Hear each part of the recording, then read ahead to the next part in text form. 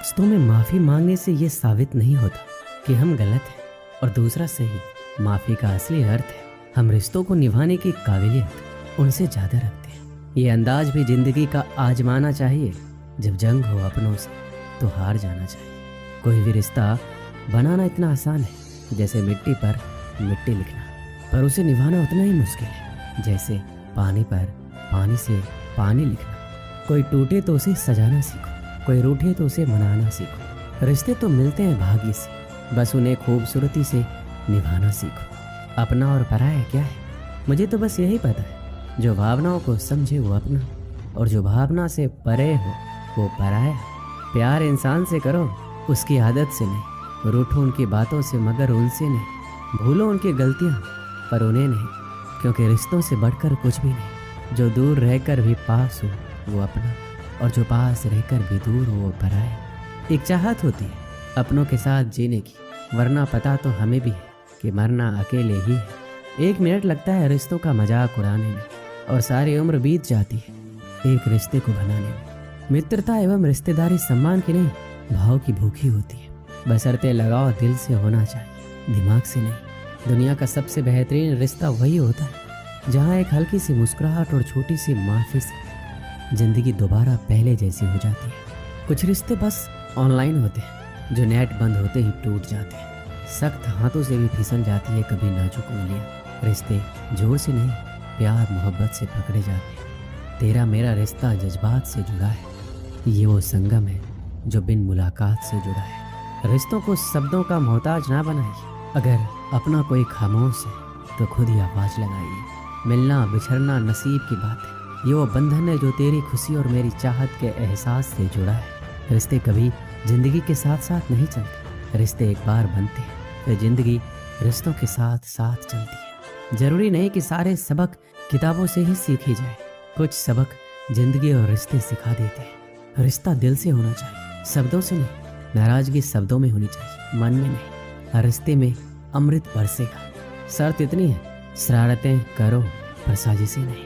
कुछ लोग पिघलकर मोम की तरह रिश्ते बनाते हैं, और कुछ लोग आग बनकर उन्हें जलाते ही जाते हैं। रिश्ते तो वो बड़े नहीं होते जो जन्म से जुड़े होते हैं, रिश्ते वो बड़े होते हैं जो दिल से जुड़े होते हैं। वक्त, दोस्त और रिश्ते ये वो चीज़ है जो हमें मुफ्त मिलती है, मगर इनके बेशकीमती होने का एहसास तब होता है जब ये कहीं खो जाती है। किसी भी रिश्ते को तोड़ने से पहले एक बार अपने आप से जरूर पूछ लीजिएगा कि आज तक इस रिश्ते को क्यों निभा रहे थे। रिश्ते अगर मजबूर हो तो वो रिश्ता ज़्यादा दिन तक नहीं टिकता, इसलिए रिश्ते को मजबूर बनाइए, मजबूर नहीं। जो रिश्ता हमको रिला दे उससे गहरा रिश्ता कोई नहीं। जो रिश्ता रोते हुए छोड़ दे उससे कमज़ोर रिश्ता कोई नहीं। अपने रिश्तों और पैसों की कदर एक समान करें। दोनों को कमाना मुश्किल है लेकिन गंवाना बहुत आसान। बुरे वक्त में जो भी रिश्ता निभाए उससे बढ़कर कोई रिश्ता नहीं। रिश्तों का संबंध सिर्फ रक्त से नहीं होता, जो मुसीबत में हाथ थाम ले उससे बड़ा कोई रिश्ता नहीं होता। हर रिश्ते में विश्वास रहने दो, जुबान पर हर वक्त मिठास रहने दो। रिश्ता वो नहीं जिसे दुनिया को दिखाया जाए, सच्चा रिश्ता वो है जिसे दिल से निभाया जाए। कभी वो ना मिलने आए तो तुम चले जाया करो। ये रिश्ते हैं, कोई व्यापार नहीं। एक अच्छा रिश्ता तब होता है जब कोई आपके अतीत को स्वीकार करे, आपके वर्तमान का समर्थन करे और आपके भविष्य को प्रोत्साहित करे। चाहे मित्रता हो या संबंध, सभी बंधन विश्वास पर ही निर्मित होते हैं। इसके बिना आपके पास कुछ भी नहीं। 3 चीजें जो मैं एक रिश्ते में चाहता हूँ: आंखें जो ना रोए, होठ जो झूठ ना बोले, और प्यार जो ना मरे। सभी रिश्तों का एक नियम है, जिस व्यक्ति से आप प्यार करते हैं उसे कभी भी अकेला महसूस ना करने दें, खासकर जब आप वहाँ हो। मिलना बिछड़ना तो सब किस्मत का खेल, कभी नफरत तो कभी दिलों का मेल है। यूँ तो हर रिश्ता बिक जाता है इस दुनिया में, सिर्फ दोस्ती ही यहाँ नहीं बिकती। दोस्ती सिर्फ पास होने का नाम नहीं है। अगर तुम दूर रहकर भी हमें याद करो, इससे बड़ा हमारे लिए कोई इनाम नहीं। दोस्ती करो हमेशा मुस्कुरा के, किसी को धोखा ना दो, अपना बना के। कर लो याद जब तक हम जिंदा हैं, फिर ना कहना चले गए दिल में यादें बसा के। दोस्ती में ताकत है समर्थ को झुकाने की, बाकी सुदामा में कहाँ ताकत थी श्री कृष्ण से पैर धुलवाने की। सवाल पानी का नहीं प्यास का है, सवाल मौत का नहीं सांस का है। दोस्त तो बहुत है दुनिया में, मगर सवाल दोस्ती का नहीं विश्वास का है। एक चाहत है तेरे साथ जीने की, वरना पता तो हमें भी है कि मरना तो अकेले ही है। जिंदगी में बहुत सारे दोस्त बनाना कोई खास बात नहीं है, लेकिन एक ही दोस्त के साथ जिंदगी भर दोस्ती निभाना ये खास बात है। उसके कर्जदार और वफादार रहिए, जो आपके लिए अपना वक्त देते हैं, वरना अंजाम की खबर तो कर्ण को भी थी, लेकिन बात दोस्ती निभाने की थी।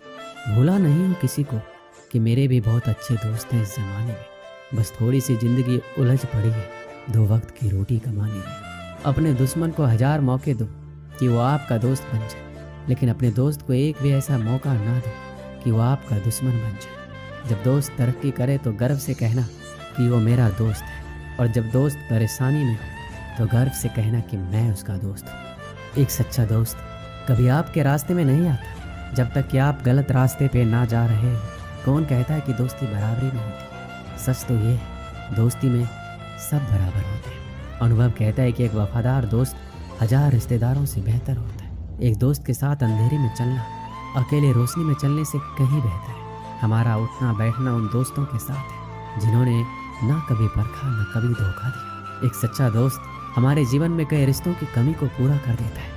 ऐसे में हमारा भी ये दायित्व है कि हम भी अपने दोस्त के साथ हमेशा कंधे से कंधे मिलाकर खड़े रहें। दोस्ती की गाड़ी में 2 पहिए होते हैं, और एक भी पहिया अगर रास्ते से भटकता है तो इस गाड़ी को टूटने में वक्त नहीं लगता। इसीलिए आप किसी भी हाल में अपनी दोस्ती के गाड़ी के दोनों पहियों को संभाल कर रखिए। अगर आपकी दोस्ती में कोई भी छोटी मोटी गलतफहमी भी आती है तो वे अपने दोस्त को रूठ कर जाने मत दीजिए। एक आदमी मंदिर में सेवक था। उसका काम मंदिर की साफ सफाई करना था। भक्तों और श्रद्धालुओं द्वारा दिए गए दान में से थोड़ा बहुत उसे मंदिर के पुजारी द्वारा दे दिया जाता। इसी से उसका गुजर बसर चल रहा था। वो अपनी जिंदगी से बहुत परेशान और दुखी था। मंदिर में काम करते करते वह दिन भर अपनी जिंदगी को लेकर शिकायतें करता रहता। एक दिन शिकायत करते हुए भगवान से बोला, भगवान जी, आपकी जिंदगी कितनी आसान है। आपको बस एक जगह आराम से खड़े रहना होता है। मेरी जिंदगी को देखो, कितनी कठिन जिंदगी जी रहा हूँ मैं। दिन भर कड़ी मेहनत करता हूँ, तब 2 रोटी नसीब हो पाती। काश मेरी जिंदगी भी आपकी तरह होती। उसकी बात सुनकर भगवान बोले, तुम जैसा सोच रहे हो वैसा नहीं है। मेरी जगह रहना बिल्कुल आसान नहीं है। मुझे बहुत सारी चीज़ें देखनी पड़ती है, बहुत सी व्यवस्थाएं करनी पड़ती है। ये हर किसी के बस की बात नहीं है। मंदिर का सेवक बोला, भगवान जी, कैसी बात कर रहे हैं? आपका काम आसान ही तो है। आपकी तरह मैं भी दिन भर खड़े रह सकता हूँ, इसमें कौन सी बड़ी बात है? भगवान बोले, तुम नहीं कर पाओगे। इस काम में बहुत धैर्य की आवश्यकता पड़ती है। मंदिर का सेवक जिद करने लगा, मैं जरूर कर पाऊंगा। आप मुझे एक दिन अपनी जिंदगी जीने दीजिए। आप जैसा बताएंगे मैं वैसा ही करूंगा। उसकी जिद के आगे भगवान मान गए और बोले, ठीक है, आज पूरा दिन तुम मेरी ज़िंदगी जियो, मैं तुम्हारी ज़िंदगी जीता हूँ, लेकिन मेरी ज़िंदगी जीने के लिए तुम्हें कुछ शर्तें माननी होगी। सेवक बोला, मैं हर शर्त मानने को तैयार हूँ भगवान जी। ध्यान से सुनो, मंदिर में दिन भर बहुत से लोग आएंगे, तुमसे बहुत कुछ कहेंगे, कुछ तुम्हें अच्छा बोलेंगे, कुछ बुरा। तुम्हें हर किसी की बात चुपचाप एक जगह मूर्ति की तरह खड़े रहकर धैर्य के साथ सुननी है और उन पर कोई प्रतिक्रिया नहीं देनी। सेवक मान गया। भगवान और उसने अपनी जिंदगी एक दिन के लिए आपस में बदल ली। सेवक भगवान की जगह मूर्ति बनकर खड़ा हो गया। भगवान मंदिर की साफ सफाई का काम निपटा कर वहां से चले गए।